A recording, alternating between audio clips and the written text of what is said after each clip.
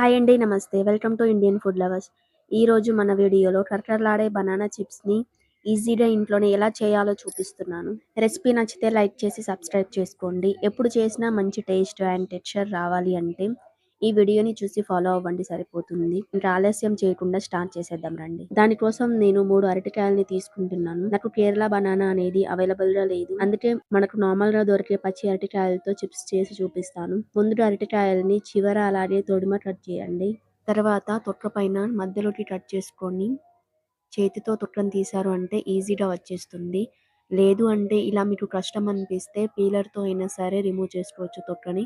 మీకు ఎలా ఈజీ అనిపిస్తే అలా తీసి పెట్టుకోండి. అలాగే ఈ అరటికాయలు పరమ పచ్చిగా అలాగే గట్టిగా ఉంటే చిప్స్‌కి పర్ఫెక్ట్‌గా సెట్ అవుతాయి. ఇలా అరటికాయలన్నిటికీ తొక్క తీసిన తర్వాత వీటిని ఒక బౌల్‌లో వాటర్ పోసుకొని అందులో వేసి బాగా కడగండి. మీకు తొక్క తీసిన తర్వాత అరటికాయలు రంగు మారొద్దు అంటే వాటర్‌లో కొద్దిగా ఉప్పు అలాగే పసుపు వేసి కొద్దిసేపు అలానే వదిలేయండి.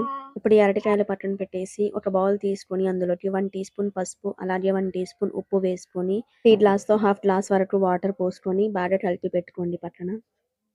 ఇలా బాగా కలిపిన తర్వాత పక్కన పెట్టేయండి. తర్వాత స్టవ్ ఆన్ చేసి కడాయి పెట్టుకొని ఆయిల్ పోసి బాగా వేడి చేసుకోండి. ఆయిల్ కొద్దిగా బ్లేడ్స్‌కి అప్లై చేయండి. అలా అప్లై చేయడం వల్ల అరటికాయ అనేది బ్లేడ్స్‌కి అంటుకోకుండా ఈజీగా పడిపోతాయి.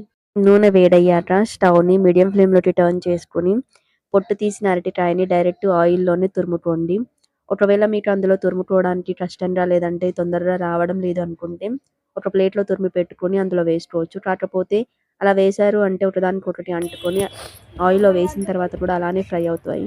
ఆయిల్‌లో మరి అరటికాయలు ఎక్కువగా తురుముకోకుండా ఎన్ని అయితే పడతాయో అన్ని మాత్రమే తురుముకొని అన్నీ తురిమిన తర్వాత మనం ఇందాక ముందు కలిపి పెట్టుకున్న పసుపు నీళ్ళని 3 టీ స్పూన్స్ వరకు వేసుకోవాలి. వేడి వేడి నూనెలో పసుపు నీళ్ళు పోసినా సరే చిటపటలాడకుండా మంచి కలర్ అలాగే టేస్ట్‌తో ఫ్రై అవుతాయి చిప్స్ అనేటివి. చిప్స్ అయ్యాయి అని ఎలా తెలుస్తాయంటే ఆయిల్‌లో బుడగలు అనేటివి తగ్గిపోతాయి.